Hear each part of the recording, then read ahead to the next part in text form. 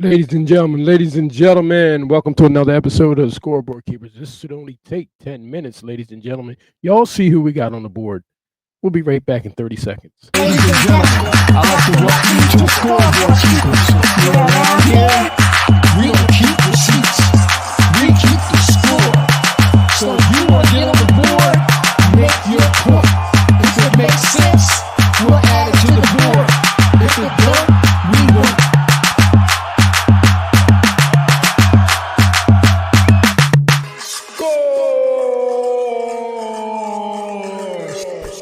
Scoreboard Keepers. Ladies and gentlemen, we're going to get this clock rolling. I'm going to put up some points on the board. This shouldn't take long. Let's get the clock rolling. Ladies and gentlemen, we're going to start off with giving a congratulations to Jerry Jones, Dak Prescott, and the Dallas Cowboys for being basically frauds. Congratulations.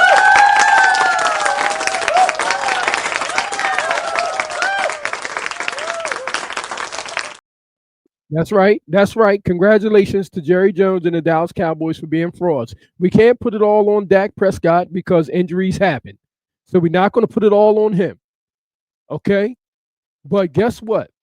The money was given out. The bags was handed out. The money was handed out. And the wins stopped coming in. The wins stopped coming in. Now, we can go all the way back to this disaster starting to happen when they originally got rid of Ezekiel Elliott, which everybody on the planet thought that was the wrong move to break that chemistry up. Everybody knew how well Zeke and Dak play together.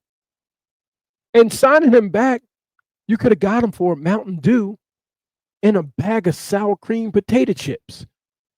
So we never understood you breaking that up. Then the receiver situation. You get some new receivers in there, you plug them in. Okay, we can't blame them all for injury. But you get a player like CeeDee Lamb. You get that type of caliber of player. You want to make sure that you have the things around him.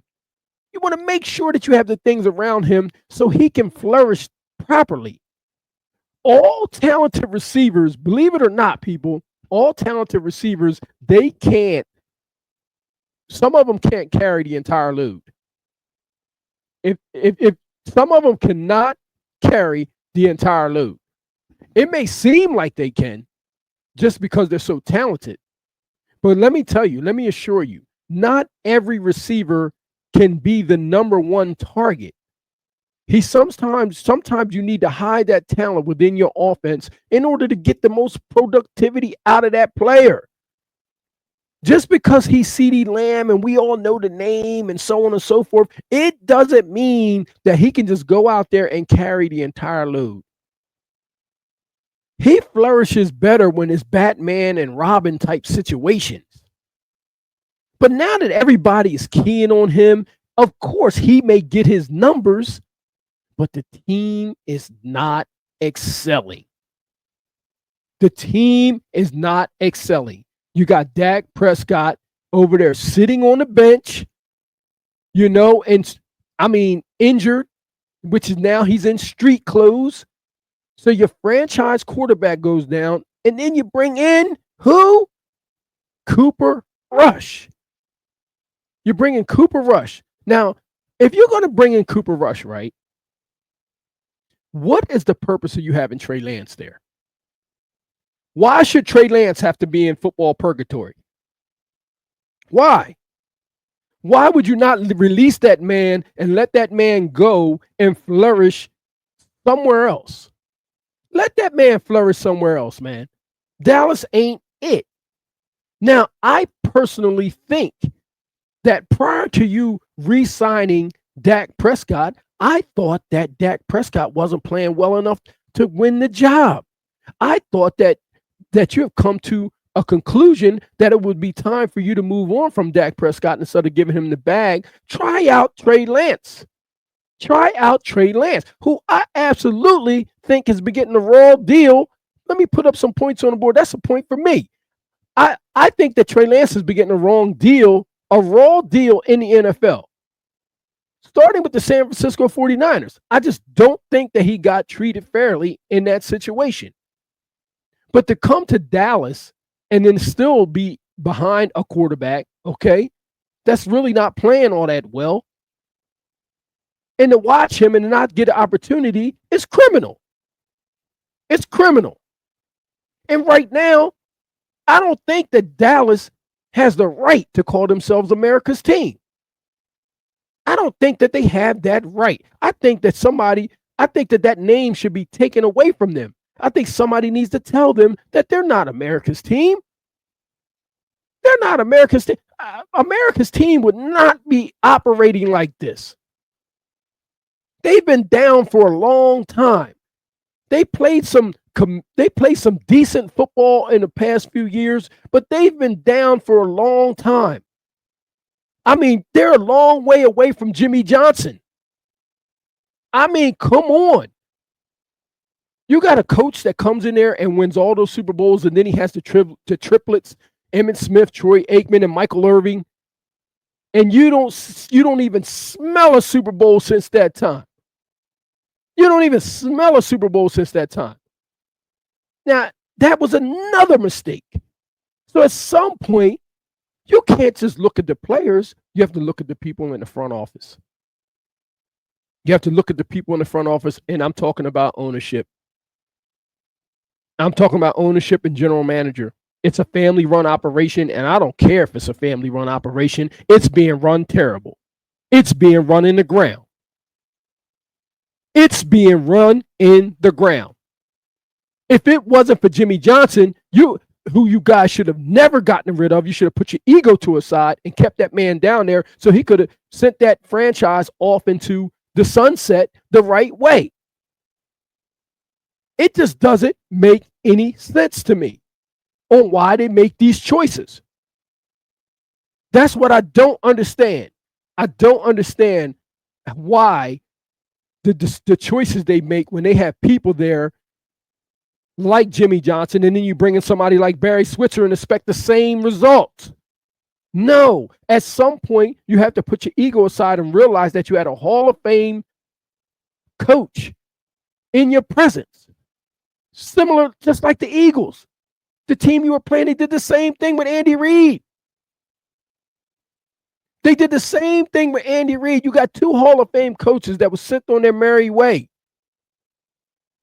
When things was working, they were right there knocking on the door. At some point, ownership got to go sit down somewhere and get out of the way. You got to go sit down somewhere, get out of the way, go upstairs in the booth where you belong. Everybody knows that you own the team. But in football, down there on the field in the war, they got a general.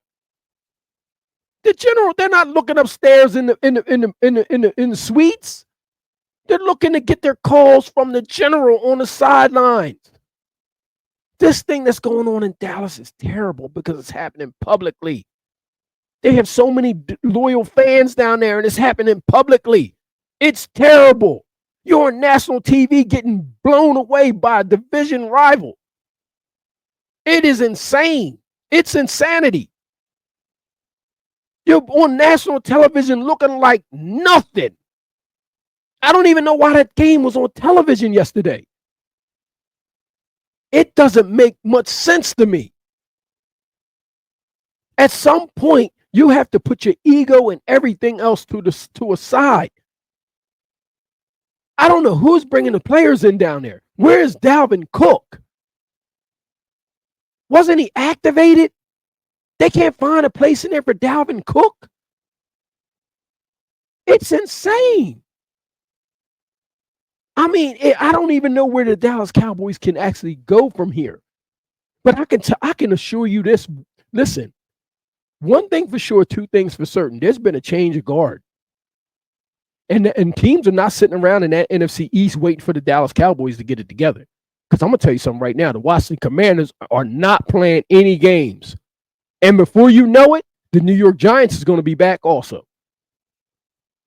So I don't know what's going on down there in Dallas. I just want to apologize to the Dallas Cowboy fans for having to watch that on television yesterday. I don't know what that was or where it came from. I just know that everybody down there wants it to go back. It was like a bad rash. That was nasty with no prescription for it. It was nasty. That was nasty football. Fumbling all over the place from the 20 to the 20 and not being able to even muster up a touchdown. And how about covering it, putting some curtains in front of those windows down there with all that sun coming through it? It cost you CeeDee Lamb a touchdown. He couldn't even see the ball. He was wide open. Who built that facility? I know it's big and it's beautiful, but you got the sun coming in there causing touchdowns. It's supposed to be there for you to score touchdowns, not to put sun on plants, not to hang plants. Ladies and gentlemen, I told you that would only take 10 minutes. I know I put up more than 3 points, but I was in my feelings. And once again, I want to congratulate Jerry Jones and all their management down there for tearing down the so-called, quote-unquote, America's team. Congratulations.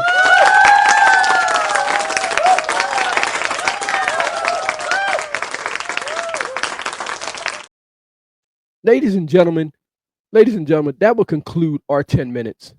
I would like for you guys to like, share, and subscribe to the channel.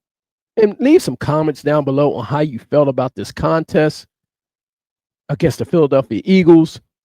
And I look forward to having you guys on the show at some point down there in the check-in. Okay? Come and tell me how you feel, Dallas Cowboy fans. I see you guys on the next episode. God bless and have a great day.